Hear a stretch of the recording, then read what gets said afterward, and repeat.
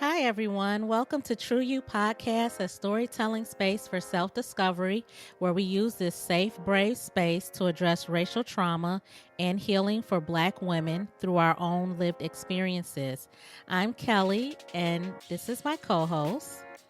Hi, I'm Debbie. We are a mother daughter team having real conversations about real issues shared for and by Black women because we have something to say.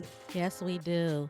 And let's get into this. Hi, everyone. We're back again with another episode, first one of the new year. So, Happy New Year, everyone.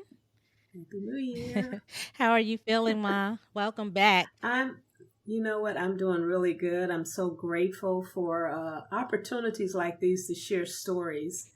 And I'm excited about our guest today as well. So can't wait to hear what she's got to say. Exactly. And our special guest today is Tanya.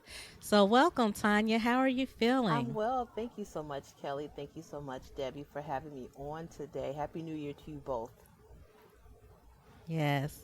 So today's Thank you. title is The Face Behind the Mask, and this is of course like a double meaning. We're in a world where the new normal is to wear a mask, but I feel as Black women we often wear a mask in the workplace and where we're not Yes. able to express our real selves, and that could be for various reasons.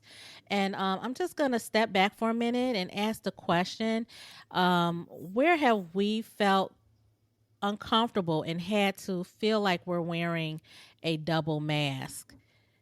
I'll start with you, Ma. I think the one story that I can share is about just having the fact that we have to wear a mask anyway. And so knowing that we're in this age of COVID and wanting to be my authentic self, be different. So I was able to locate some masks that were Afrocentric. And I was real happy with having that mask because it made me feel a little different instead of wearing the medical K95 mask. And just being asked by non-African American people or asking, well, oh, I really like your mask. And that was a compliment. And I really appreciated the compliment. But then the next question was, oh, I want to get one. Where did you get it at? And it's like, I didn't really buy it. My daughter bought it for me, but I'll find out from her where she got it. And it's as if we can't have anything of our own. We're always having to find our own space, find our own identity, and when we do, it's as if we have to share it Mm. with other cultures, and it's almost as if if we come up with something or we have an idea and it fits our culture, someone always wants to add them and insert themselves into that story and say, okay, I want to wear it too. I feel as though I should be able to wear that mask too. And so, you're always in that space of struggle where you're wondering, okay, why do I always have to be the one to take the step back and say, okay, I'll tell you where I bought my mask, or I'll share this with you. And it just kind of bothers me that a lot of times we are able to find our own space and feel comfortable. And then here we now have to share that space, just like when we first started saying Black Lives Matter. And then people would say, well, all lives matter. Well, no, you don't understand the concept. So, and that's been my journey. My concern is just as a people being able to express ourselves as ourselves and not have to be someone we don't, that we're not. We've always had to live out someone else's imaginations or how we should feel or how they feel we should respond. And you kind of get tired of being in that space. And so that's been one of the things that have bothered me about just wearing a mask, being different, wearing something different, and then having to share that space with someone else. Yeah, I agree. And just to like piggyback on your comment, I felt the same way being in an executive office in the past, and needing to wear, of course, a mask. And then, like you said, maybe wanting to wear, and I do have like Black Lives Matter masks, but feeling like I can't wear that in this space because of um, controversy that it might cause, where or you know, you've heard of other organizations where they don't allow you to wear the Black Lives Matter mask, and I don't think that was ever like specifically said in this and where I worked at, but I didn't feel comfortable wearing it just because of the atmosphere and kind of the unspoken kind of rules that were in place. So, um, where it, I mean, it shouldn't matter, but I did feel uncomfortable wearing it. So I always kind of, I wore a different mask, and I would wear like my Black Lives Matter mask maybe on the weekend.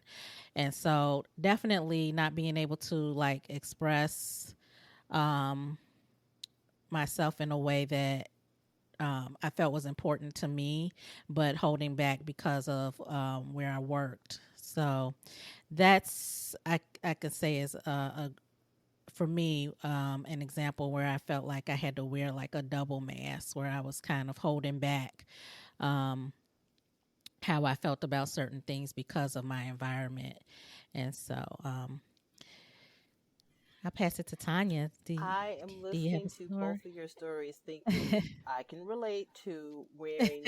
I remember I have a girlfriend who has a business, and she, holistic business. And so she makes, once the pandemic started, she started making masks with her friend out of West Africa. And thinking about that, how I was thinking, ooh, should I wear this to work? I felt totally comfortable wearing it outside of work, church. There's not many places that was open, Zoom, that sort of thing, or spaces when you know, going to the mall, or not the mall, but pardon me, because it wasn't really open, but the grocery store. But certainly the mask that I can relate to, and then having to echo the sentiment of then wearing it in the workplace. Is that something that I would want to wear? I think for me, I could relate to the story personally. It comes to when I'm out shopping. Sometimes I'm thinking, oh, would this be an acceptable? Simple as in my cell phone case, would this be an acceptable accessory to have? Because I carry my cell phone into meetings and that sort of thing. So it's, I think it was. I don't want to say it was more. It probably, in my mind, it was professional, but it wasn't something that was the norm of professionalism in a Eurocentric environment. Um, Mhm. and so that's what I was thinking of, like a cell phone case. But it's just interesting just listening to both of your stories. I'm like, yep, that's happened to me. That's happened to me. So my gosh, this is such a and I know this is not what the question, but I can totally relate, and I'm so thankful that you guys have this space to share these stories and let us give the guests share their stories. So thank you. Yeah, of course. Absolutely, absolutely, and we're so grateful that you said yes.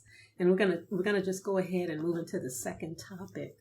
And that second topic is, as a Black woman, when was the last time that you felt that you could not be your authentic self in the workplace? When was the last time you couldn't be your authentic self in the workplace? And I'm going to hand it off to Kelley to hear her Yeah, voice. definitely. Thanks. So for me, um, I've been in a in spaces, of course, Eurocentric spaces where your hair is definitely like the main concern. Like, how should I wear it? Can I wear it this way? Can I wear it natural? Can I wear it with color? Can I wear it? And so, I mean, I like to change my hair often. And so, every, few weeks or so, like that's a decision I have to think about as far as how do I wear my hair in the workplace? And then because I wear it differently, it becomes always a topic of discussion in the in the office. And I'm like, okay, other people, they cut their hair like, why is it's like my hair is so fascinating to, white people in particular, and they're like, oh my gosh, Kelley, it's so curly. Do you wear it? Do you sleep? Do you have to curl it every day at night? And it becomes like a whole conversation on like, what do I do with my hair? And I'm like, trying to like not be rude, but at the same time, it's like, really, it's hair. What's the big deal? And Mm-hmm. I don't know. I guess and I mean, also being approached with like, oh, can I touch it? And like this, museum piece, like my hair. And so I I feel like that I felt like I couldn't be my authentic self. Like there's been colors that I did not try because it wasn't accepted in the workplace, or even styles, and going through just different, like natural hair of course is accepted now, but before it was not. Like I needed to get my hair permed, or straightened and whatever, because it needs to look acceptable for the corporate world. And so I felt a lot of times that I couldn't be my authentic self. I think now I feel a little freer because I'm in a different environment. But back then, like it was a constant choice, and really a decision I had to make every time I went into the office. Yeah, I know. I know. For me, and I'll go ahead and share. When I first went into the workplace, which I'm much older than you ladies are, and at that time we had to be cookie cutter. You wore your suits, your hair had to be a certain way, and and that's all women. We could not, you know, change from what we look like, and so each day you spend, for me, I my hair is not naturally straight. So you're constantly curling and you're spending that time in the mirror trying to get yourself ready for work, to go to work and you look like everyone else, because that was, how you had to present yourself, because this is the 70s and this is how you are supposed to dress when you go to work. You dress up. When I left that workplace and went into ministry and was able to dress the way I wanted to dress, but still those norms were in place. So there were non African American people in my circle as well. And this is when I started wearing my hair with braids, and then I'd have curls in the front. And there was always conversation about Debbie's hair. How did you get your hair like that? Because I have braids, and then you buy the hair that's curly in the front. And so I wore that style for a long time, and they were just mesmerized by the fact that my hair was both curly and braided. And so there were times, of course, when, can I touch your hair, or can I purchase that hair so I can get the same hairstyle? And I said, well, I don't know where you can go and get it, but, you can go to any beauty supply store and find it. But it's always, how did you get your hair like that? Maybe I can get my hair like that too. And it just always bothered me. I can never have, this is like the second story where, they want to fix their hair like mine. And it just, and for a long time I wore my hair like that. I just started wearing it differently now. But before, people just loved the curls in the front and the braids in the back. And it was just who I was. And I didn't feel like I should have to share that with everyone. But that's, that was becoming my authentic self then. But then you had to explain to everyone how your hair got that way. So how about you, Debbie, Tanya?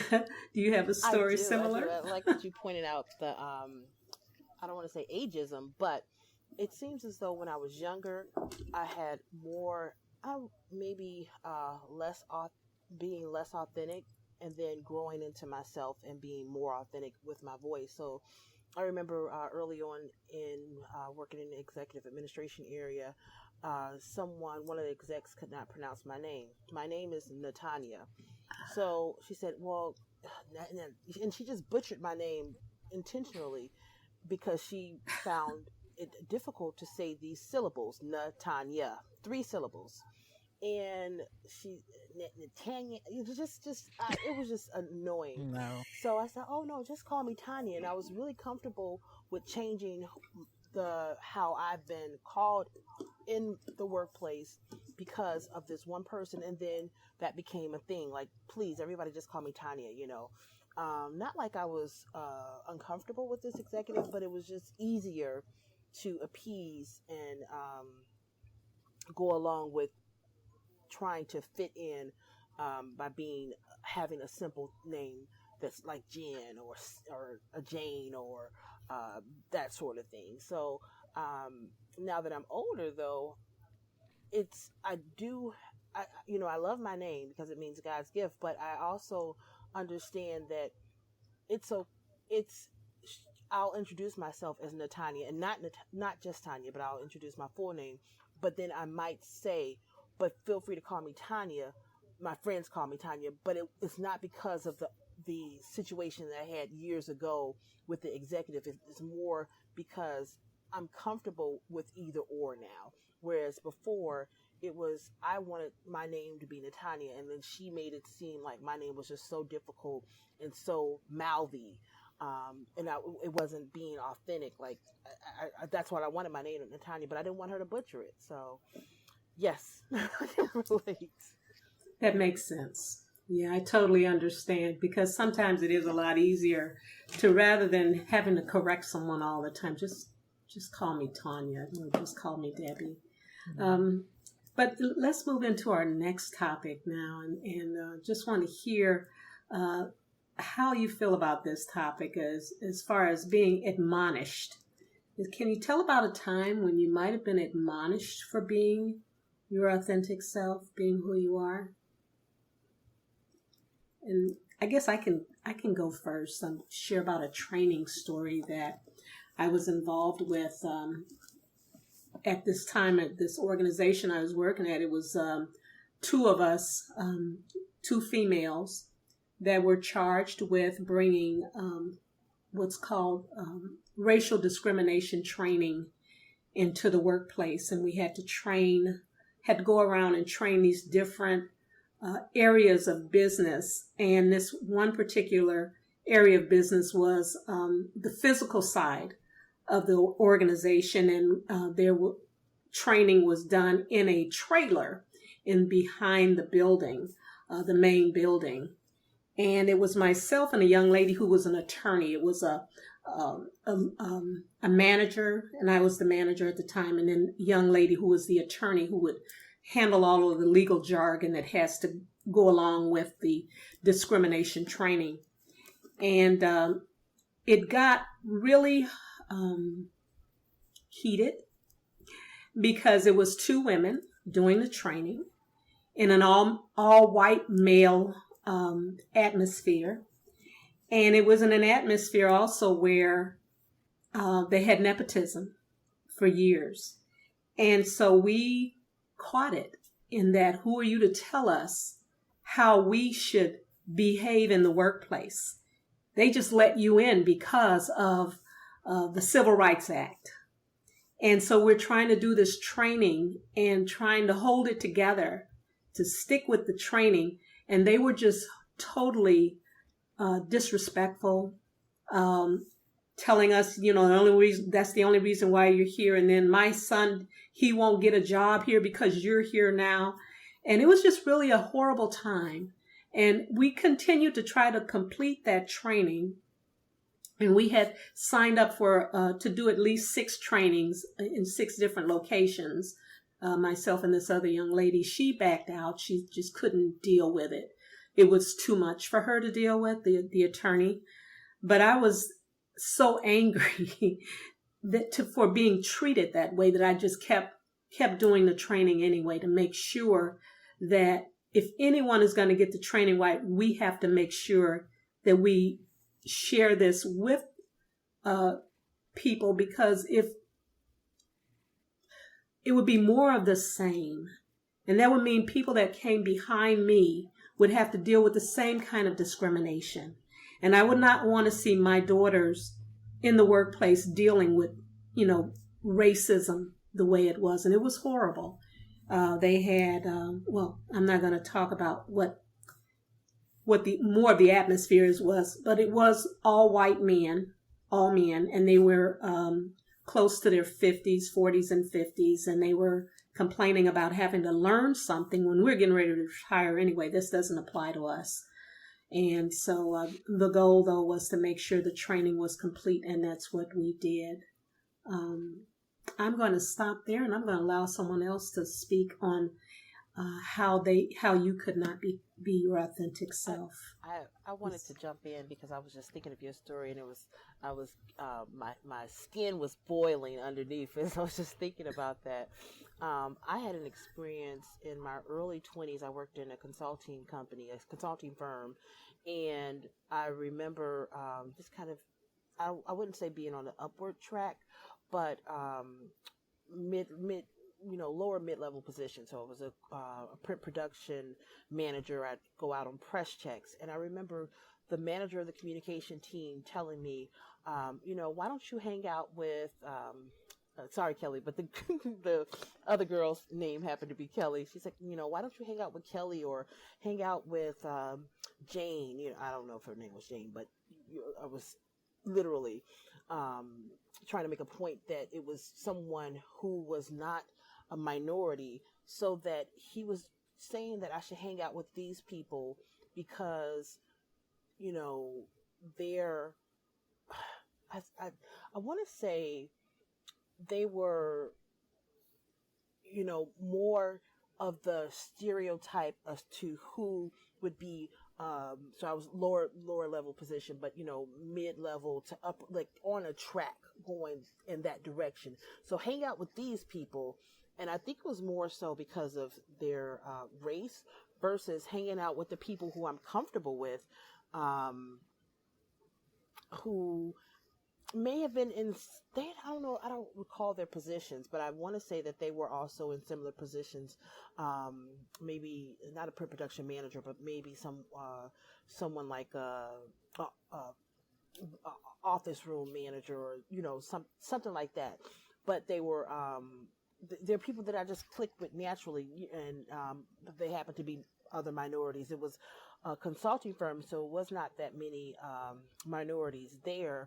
But I remember hearing that message, like, no, you need to hang out with people who we see as going on the upward track. And I just automatically thought I was on the upward track because I had this position, but maybe I was hired in because they needed someone in that position. I felt,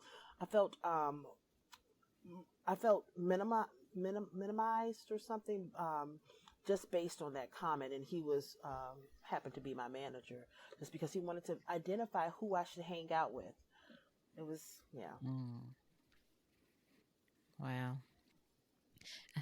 I think I can I can relate on like a different.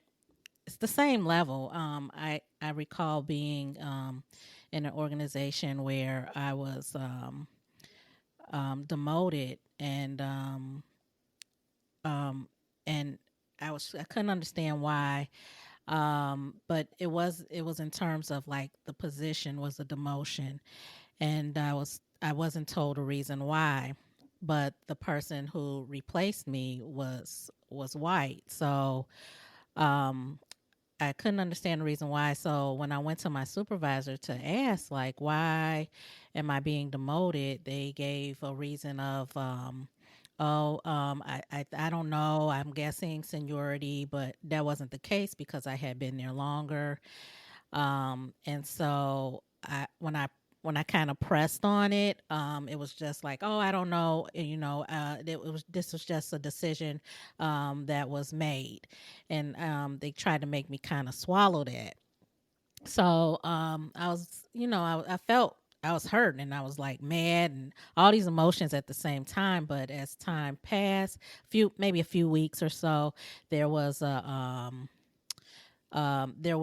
leadership meeting where like all the managers and things went to, and it was kind of announced like, oh, well, Kelly has accepted another position and she'll no longer be in this position. And everybody was like, clapping like it was a promotion when it wasn't. And so it put me in a space where I had to kind of smile like it was a promotion, and everybody saying, "Oh, congratulations." And when so basically it was a way to like admonish me for like pressing as far as um why this was happening, but you need to just accept it and be happy with it. And so that was a way where I kind of really felt like I was being admonished for speaking out on how I was being treated, and which was really kind of like, I think in all these situations, very hurtful, and just like ways of kind of uh, minimizing who you are, um, when you try to like, I guess, I don't know, maybe when you try to question, I guess, authority. So yeah, that was my story.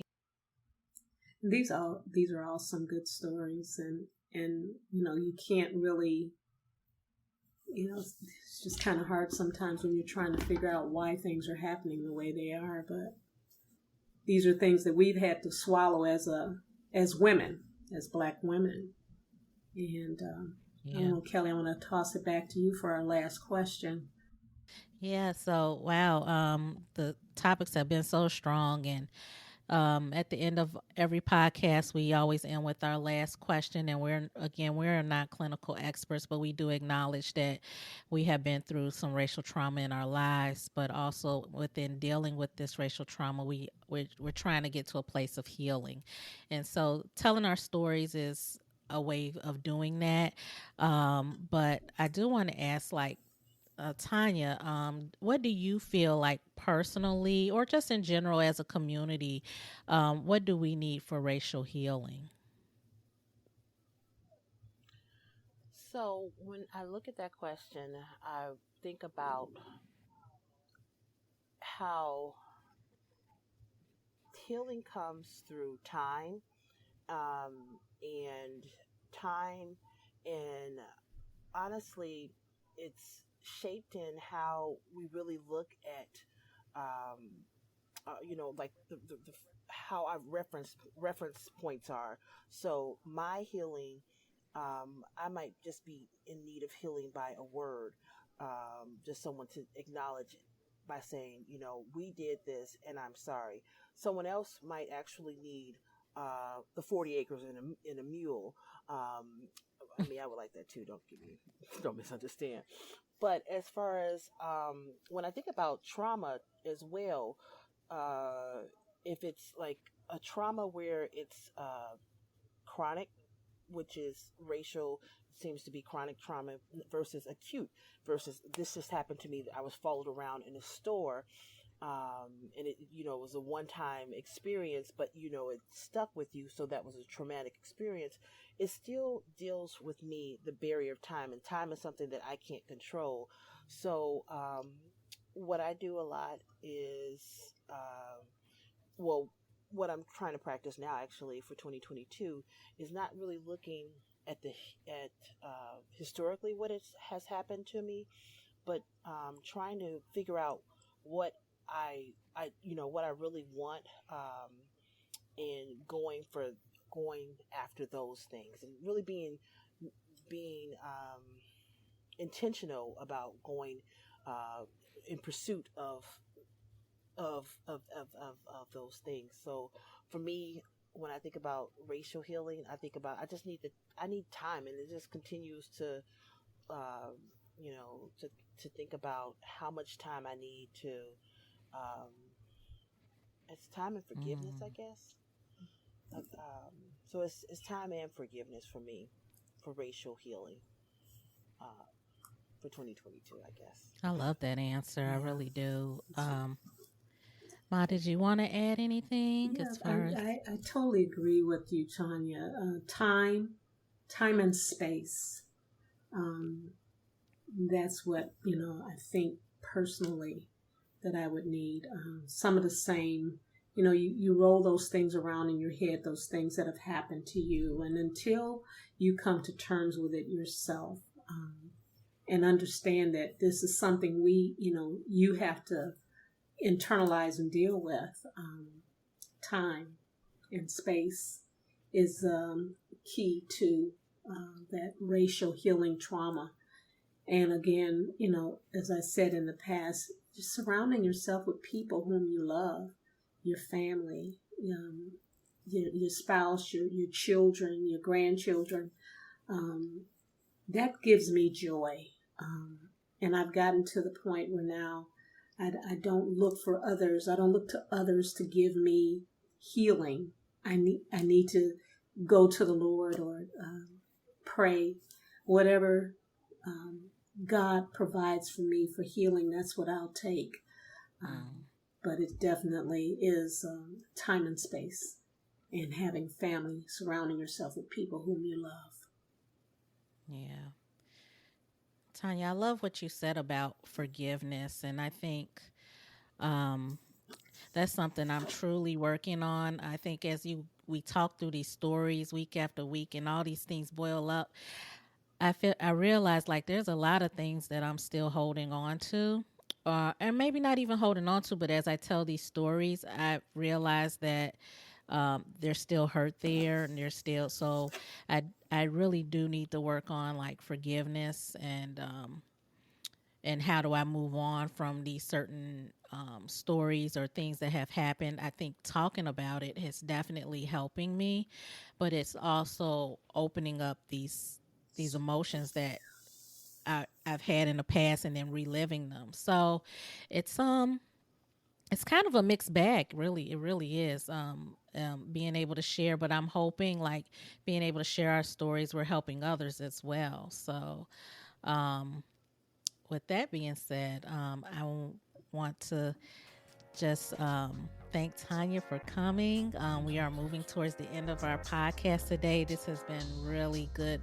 Um, just opening up and sharing, and I appreciate you sharing as well, Tanya. I appreciate my co-host and being able to come back this month with another topic. And I ask that you join us next month and continue to listen to us and share with others this podcast, because we are talking about real stories about real issues and having these real conversations. And so, with that being said, thank you, everyone. Until next month, bye, and see you then. All right. Bye-bye. Be Bye safe. bye. Thank you. You too.